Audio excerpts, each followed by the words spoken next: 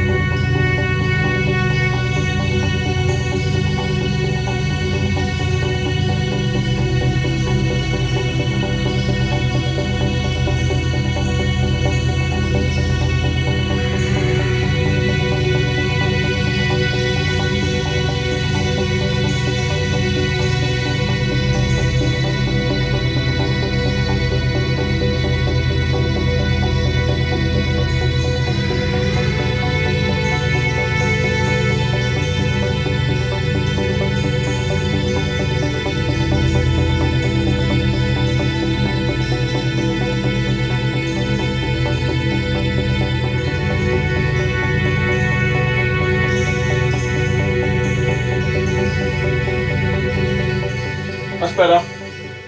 So I've got some space now to work in the garage, things put away for another year. Today I'm going to try and do a job on Flint the Super Dream.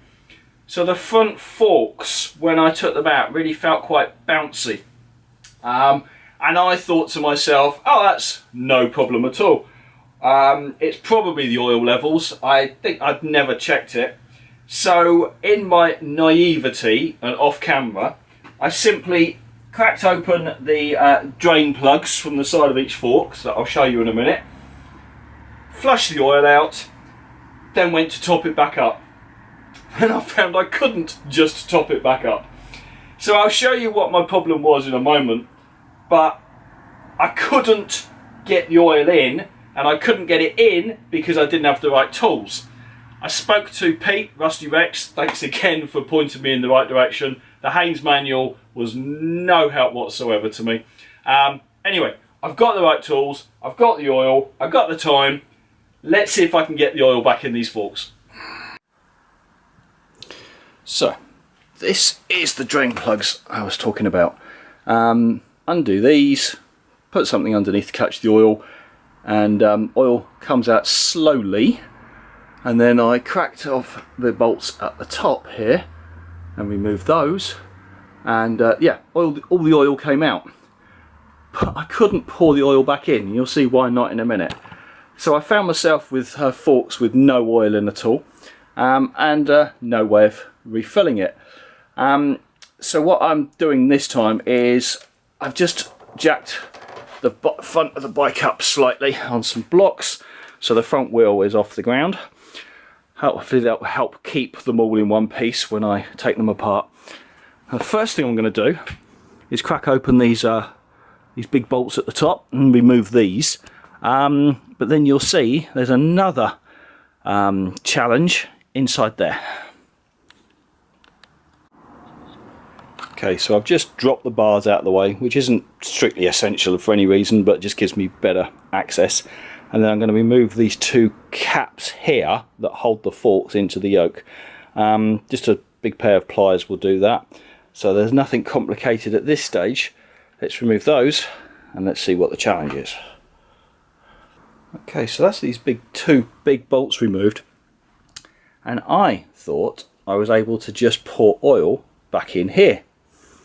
but I couldn't. When I tried to reapply oil in the top of the forks, it just sat in this well and went nowhere. And if you look underneath, there's like a hexagonal shaped internal bolt, and you can see that that's the top of the fork, the spring in there. So you can sort of slightly compress the spring. And again, I tried pushing that down to see whether that would allow the oil to seep through. It doesn't. So apparently what I need to do is find something that fits that internal hexagonal bolt and unscrew it. And I had nothing to fit. So, a little eBay purchase later, and I bought myself these. So let's see if I can now find the right size to actually undo that internal screw, that thread, which will allow me to get some oil back in. Otherwise this thing's just a giant pogo stick. Okay, so I found 14mm hex, seems to fit the inside of that fixing. Let's try and hold the front wheel straight and wish me luck. God knows when these have ever been moved. Oh Jesus, that's tight. Yes. Oh. Okay. Okay, it's moving. Now, I'm not sure, do I need to take it all the way out or just slacken it off? I don't want to cause myself further complications. Now the front wheel's off the ground, so in theory the spring is being elongated slightly. I don't want to have to fight with the spring to reassemble all this. Right, okay, that seems to be undoing nice and easily at the moment. Maybe I'll pause there. Is there a gap there now? No, it doesn't look like it. We just need the oil to pour in. I guess the problem is that there's probably something on top of the springs.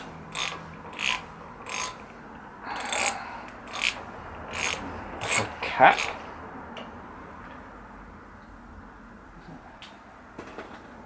Just undoing it really easy now. Yeah, it is. But is the spring about to jump out?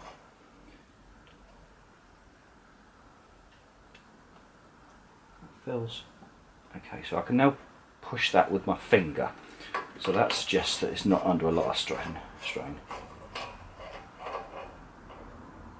Okay. Okay. So that's lifted out.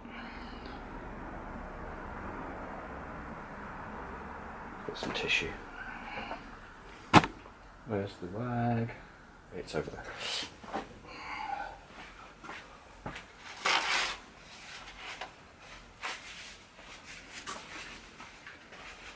Right. Okay, so it's just threaded on the outer edge. Right, let's put that safe. What's underneath? What's next? Okay, so that's a cap. I'm going to lift out with a magnet. Magnet. Have a little look-sees. Come on. Yes. Okay. Oh, I see. And there's this cap. That was obviously preventing the oil from going down. I thought it would go around the edge, but okay, now I can see the top of the spring, which actually looks nice and relaxed. Okay, let's measure the oil. That wasn't as bad as I was anticipating. Or at least, so far, not as bad as I was anticipating. Right, let's get some oil. Okay, so I'm just preparing to put the oil in. And I've got my Haynes manual from a CB250, and there you go, frame and forks, and it very clearly says that oil capacity per leg 140 cc's. So that's what I was going to do. Then you just double question yourself and you turn to the back and you realise that actually this is now saying that for the 250N, which I believe this is what this is, oil capacity 190 cc's. So maybe that's why it was soft before. Maybe someone had put 140 in, not 190. So let's get some ATF transmission fluid and go for 190 cc's. So I've already got that. Got my nice new clean fluid ready, and I'm going to use a syringe that I bought when I was trying to bleed the brakes. So yeah, should be straightforward. 190. Hopefully it will go straight in. We will see. Is this going to be complicated?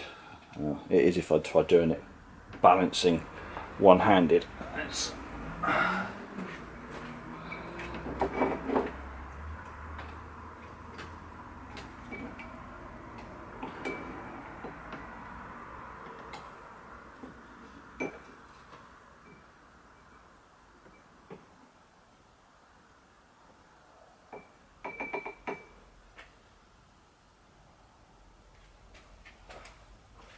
There we go. So there's 50 cc's. Is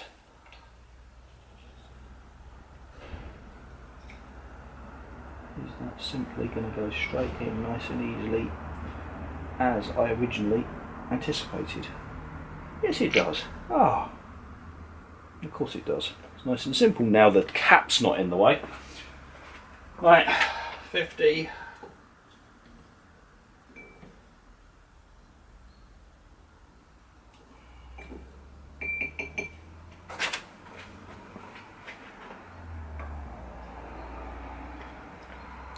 $100.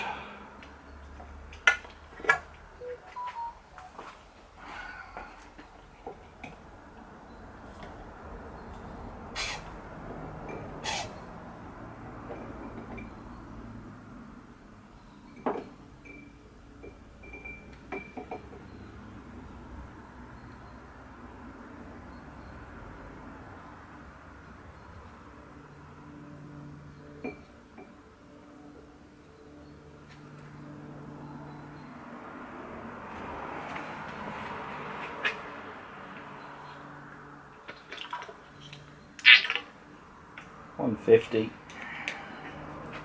And some oil. Please tell me I've got enough. I think so.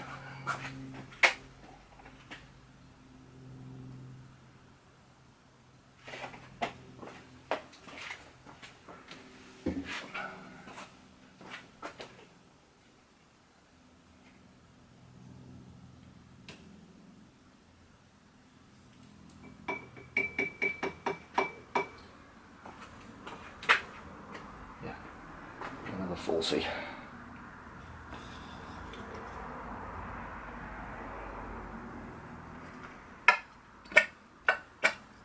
Okay, 190. Now let's see if I can clean it up and reassemble it. Only a couple of drips. That's good. Now let's see how difficult it is to replace all this.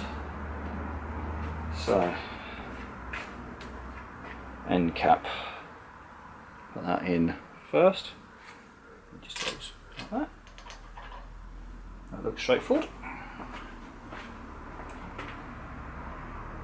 With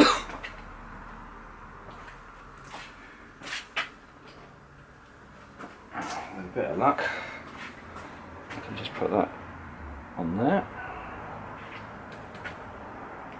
Just put that on the end of that. And hopefully, just being nice and careful. Absolutely sure not to cross thread it, which is certainly what it wants to do.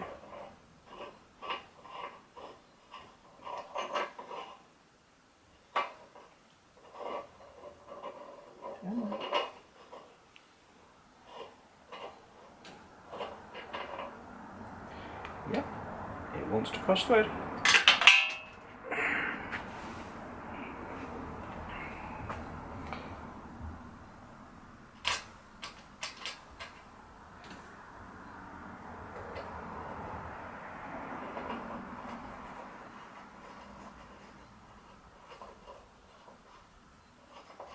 No, that's good. Got it. She's winding in nice and smoothly.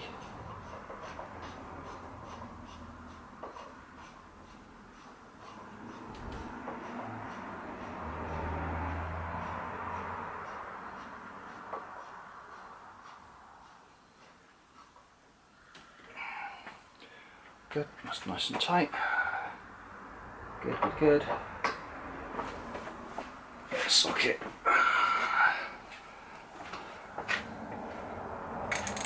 Just give that a little nip.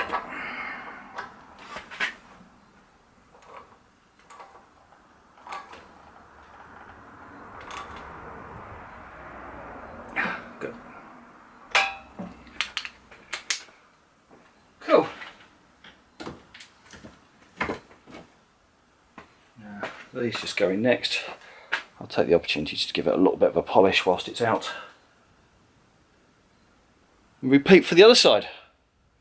Okay, well, as long as the other side behaves as well, no particular dramas. But let's see, whilst the camera's still rolling, is the other side going to undo? You just know that that's going to be the issue. Hold the wheel in between my knees. Yes. Okay. No dramas. Right, stop your recording now, bring you back when it's all done.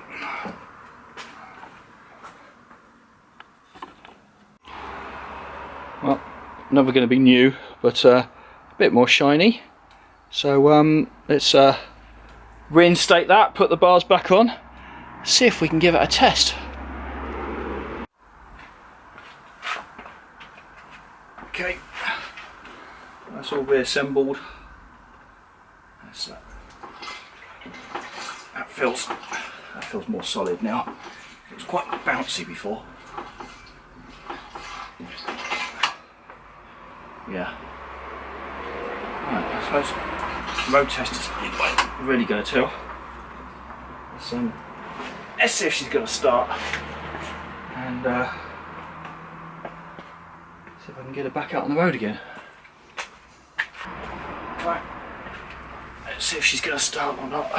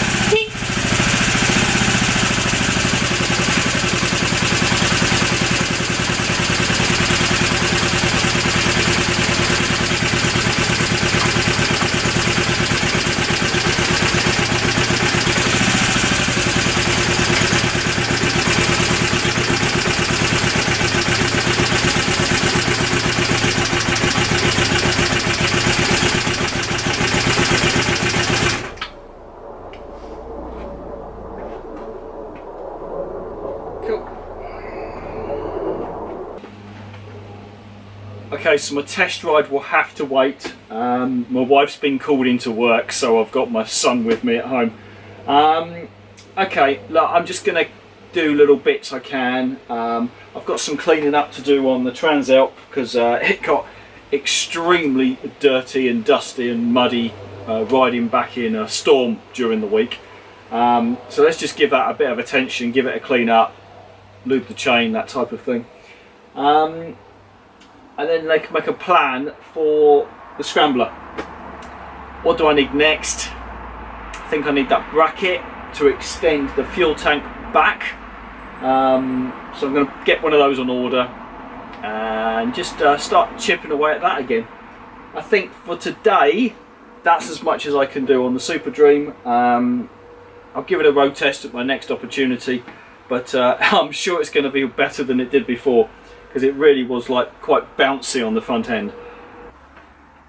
Well, that's me finished actually for the weekend. Yeah, had to get a few things done in the garden, cutting grass, sort of probably the last time of the year, but today was relatively dry, so it needed to be doing. So I'm largely out of time. I'm going to edit this down. There's probably not a lot of content, but that's what I've done this weekend. Right, okay, cheers all, bye for now, see you soon.